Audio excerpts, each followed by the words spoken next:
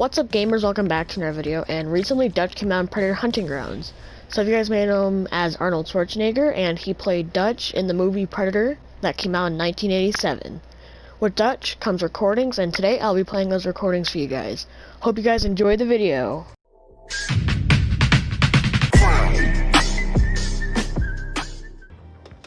It's September 12th, 1987. My name is Major Alan Schaefer, also known as Dutch. U.S. Army veteran, Special Ops Commander, and the only survivor of the Valverde incident. These tapes are my personal testimony.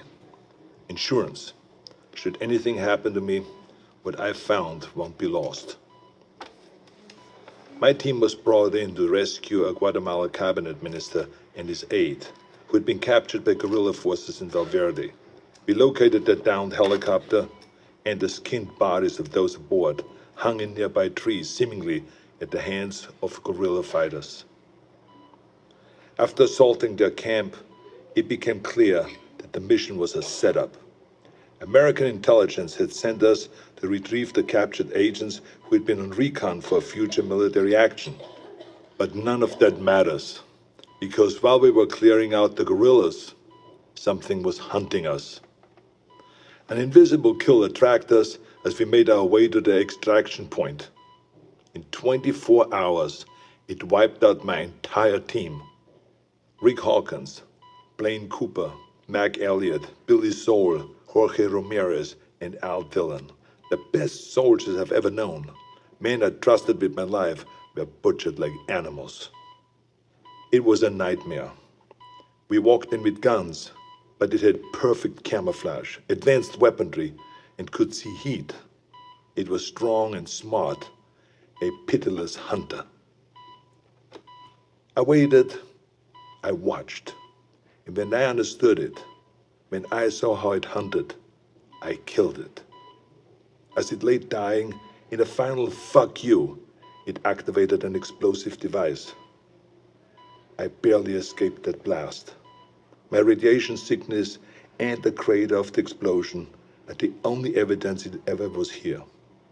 I've given my official statement to Agent Peter Keyes of the OWLF, but it's become clear I needed to investigate Valverde myself.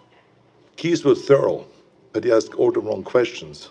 I mean, we have proof of alien life, but that life sees us as game. It's an alien whose first contact with humanity was to hunt us for sport.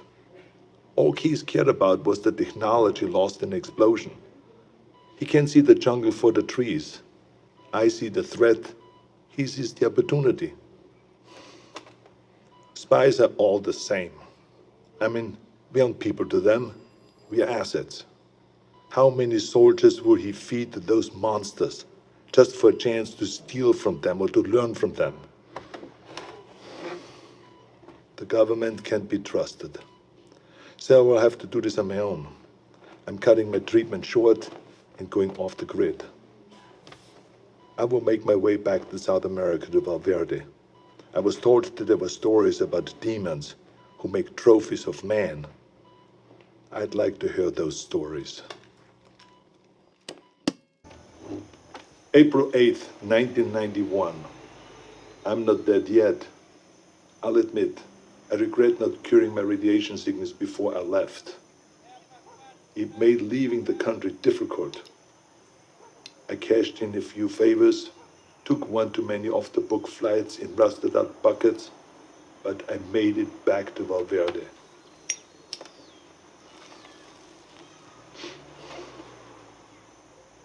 The area was on lockdown, sealed by American intelligence for study. The complex centered on a crater from the alien self-destruction. I found the scientists slumming in a local bar. A few drinks, a couple of threads later, he was ready to talk. It wasn't much, barely anything I didn't already know. The blast emitted a form of radiation they'd never seen before. Some believed it was extraterrestrial, some didn't. Either they're not too bright, or there's nothing to find. I decided to let them keep searching in vain. It kept them busy and off my trail. I've been touring villages and small towns using the cover of an author writing about South American folklore. I don't know if any of them bought in, but they took my money and told their stories. The closer they were to the jungle, the more stories of devils in the trees. Some were bullshit, made up on the spot, but some carried consistencies that I couldn't ignore.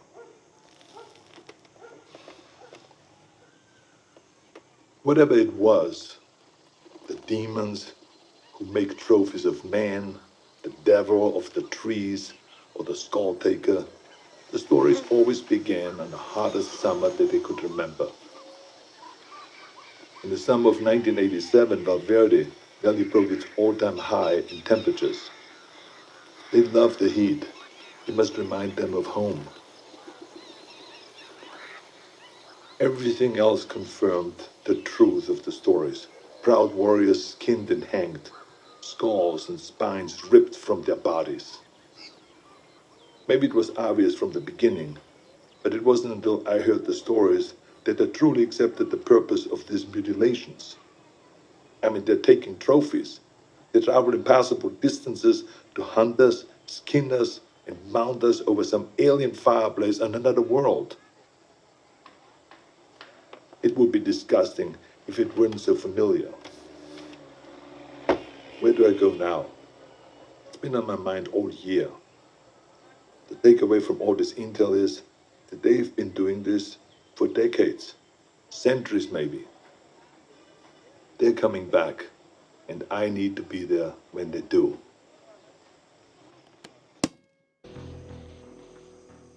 June 27th, 1992. It's hard to remember that the most important part of an operation is patience. You can plan the perfect op, but you can't account for everything. If shit goes south, there's nothing to do but to adapt and finish the mission.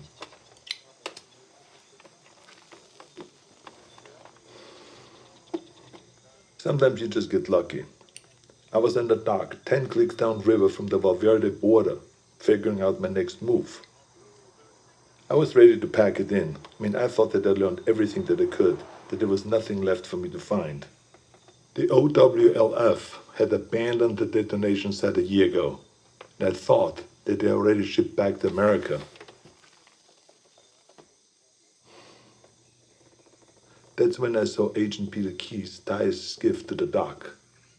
I haven't seen Keyes since I gave my official statement to him.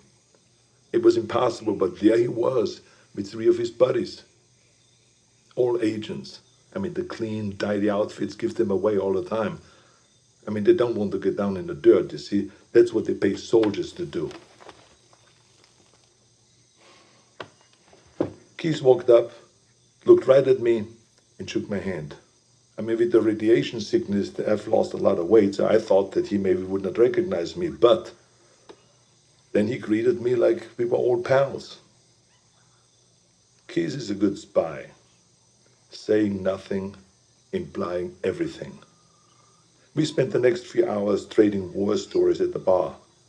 If you had heard us, you would never have suspected we were trading intel on an alien manhunter.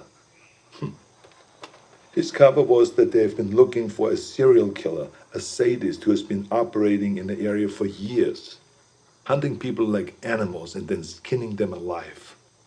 Keyes wanted to talk about the monster, so it all came out in the cover story. In many ways, they were just a few steps behind, surveying villages for information, locating witnesses. He did confirm one thing that I only considered. He told me how the killer chose his victims. They were always armed. A rifle, a pistol, a knife in the boot. He wasn't taking kids or random villages. He wanted a challenge. Whatever it was a hunter. When it killed for sport. I wish they were here for a military action, recon for an invasion, but the truth was so much worse. We are prey, animals, fit only to be hunted. Keyes and his buddies paid the tab and mine, but before he left, he winked at me and he said, "Stay out of the jungle. That's where he gets you." I tracked Keys and his team for weeks, but they didn't learn anything new. Maybe they knew that I was there, maybe they didn't, I don't know.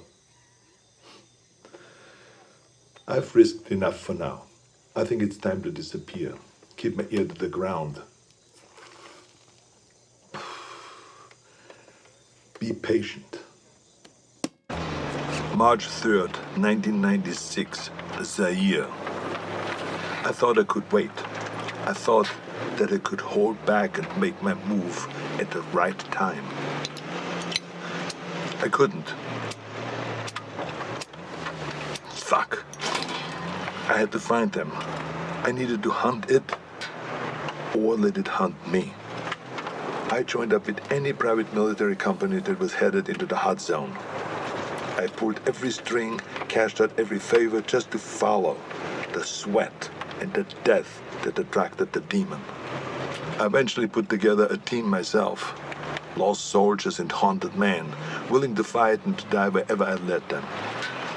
They thought that I was a legend, and I let them believe that. I'm quiet and good in what I do. They needed them to see me as a legend, so that they could take them to die in a sweltering jungle. We went on more missions than I can remember. We didn't fire until we were fired at. They thought that it was my code. It wasn't. I was waiting and watching.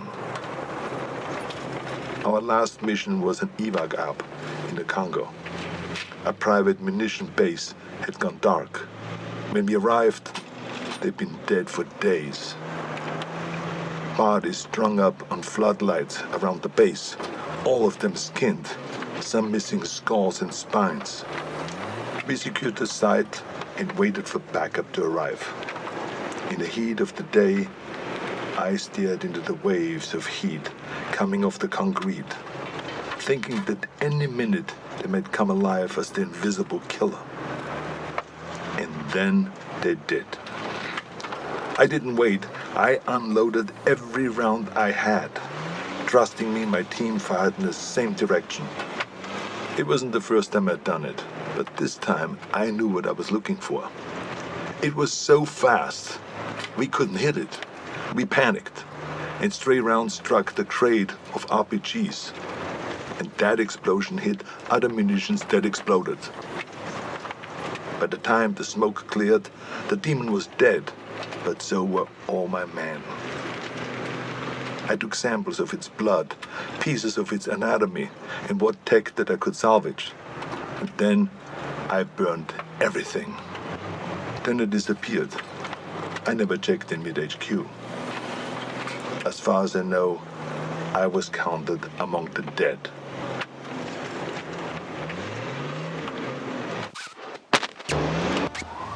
October 12, 1997, Los Angeles. I needed to come back to the States. It wasn't impossible to sneak contraband through customs, but I wasn't willing to risk what I found in the Congo falling into the wrong hands. Instead, I traveled to Mexico aboard a cargo ship bound for the port of Altamira. From there, I made my way to Tijuana, and I bunkered down. I had tangible proof of extraterrestrial life in my possession, but no idea what to do with it. I'm not a scientist. I did a soldier's duty and secured valuable intel. This was out of my pay grade. I kept an eye on the news. Los Angeles was having a record-breaking heat wave and a gang war on the streets. It was perfect. I could feel it in my bones. I'd been tracking them for so long, I could think like them. I could smell the prey. I could see the hunting ground. I had to get to LA. Crossing back into the States from Tijuana wasn't that difficult, but by the time that I'd reached the city, it was already over. Like Valverde, the OWLF only found crumbs. What I'd hoped might be an alien ship turned out to be only a launching site. I wanted it too much, and I got sloppy. I breached the OWLF's quarantine and was captured. I'd hoped to be bailed out by Agent Keyes, but he died. With Keyes gone, the OWLF was leaderless and disorganized. I was interrogated, but I negotiated my release by bartering the alien materials that I'd recovered from the Congo. During the negotiations, it was clear how little they knew. They needed someone who understood the threat, so I offered to work with the OWLF as a consulting advisor. They had the funding, the technology that I needed to continue my hunt. I wouldn't work for them, but I would work with them. There will be a weapon that I can use to hunt down these predators as they move to fresh ground. It's only a matter of time until they see us as a real threat. When the prey can fight back, it's no longer a hunt. It is war. March 3rd, 2008. We've gotten good at killing predators. Every time we find one, we come back with more tech, more research, and the OWLF's funding goes up. Together, we have gotten stronger and more efficient. For a time, the aliens were surprisingly predictable. They had no idea that we knew so much about them. But that began to change. They sent better hunters every time. They're beginning to see us as a threat. Or we've become a more worthy prize. Maybe both.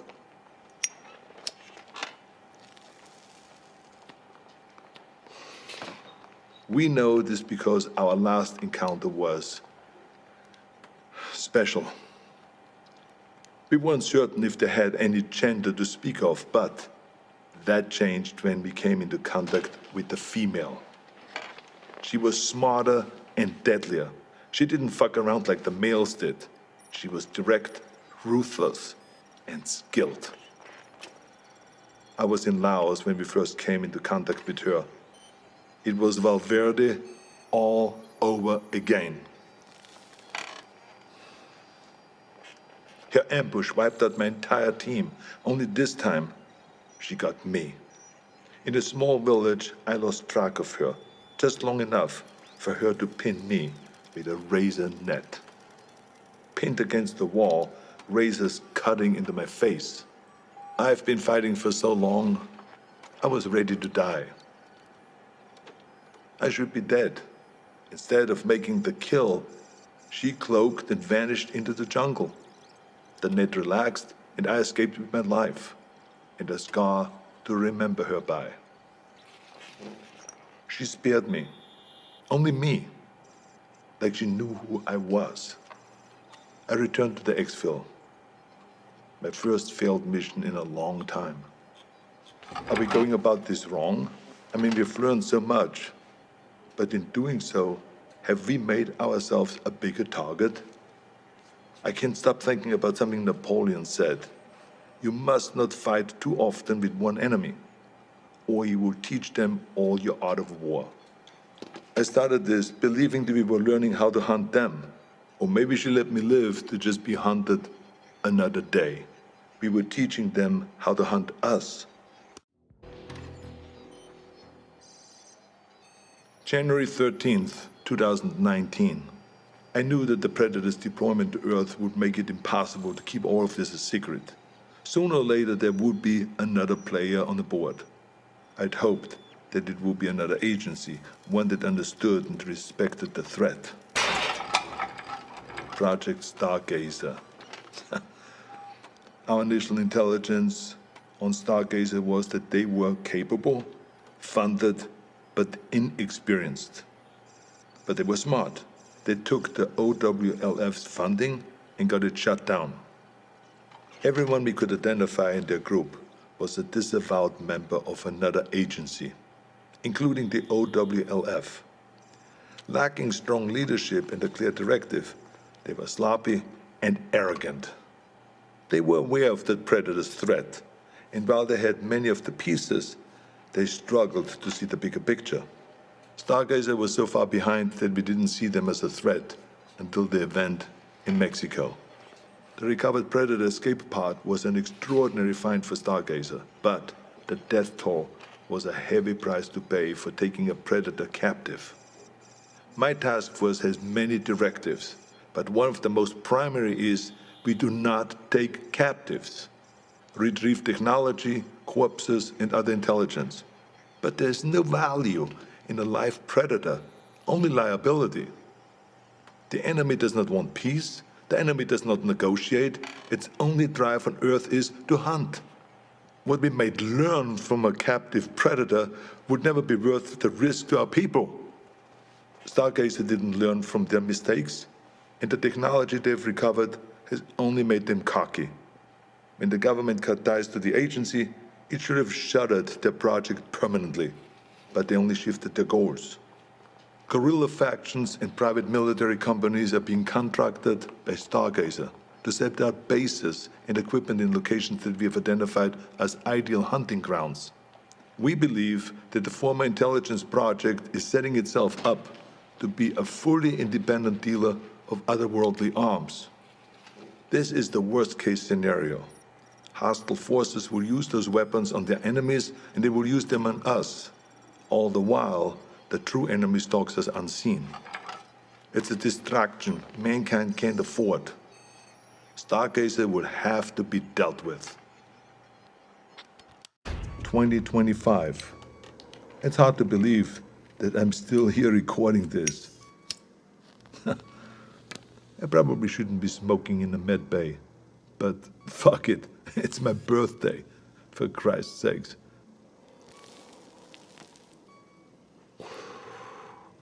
I turned 78 today, but I'm out there hunting.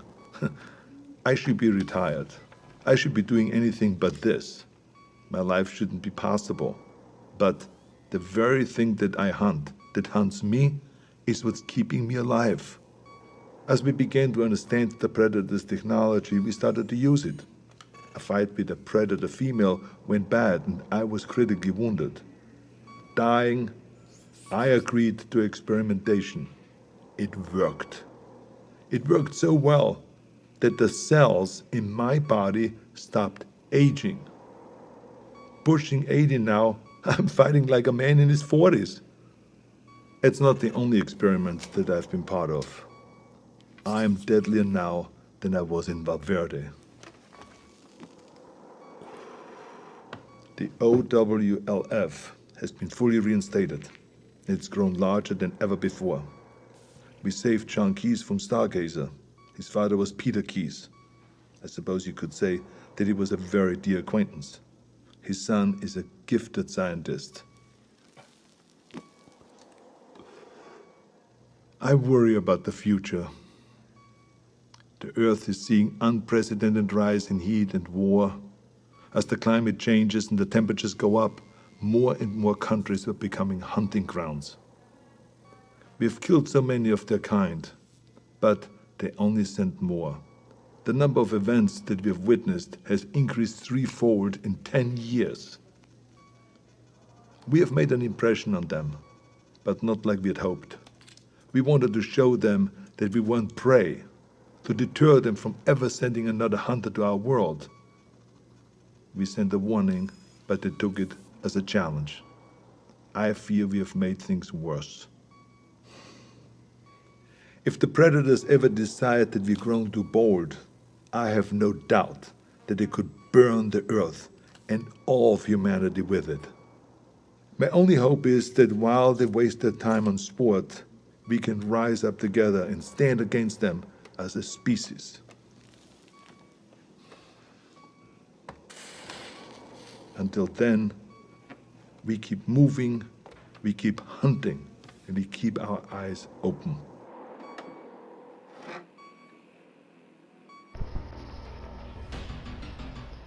That is all for today's video. Drop a like, click that subscribe button, stay tuned for more Predator Hunting Grounds content, and I'll see you guys in the next video. Peace!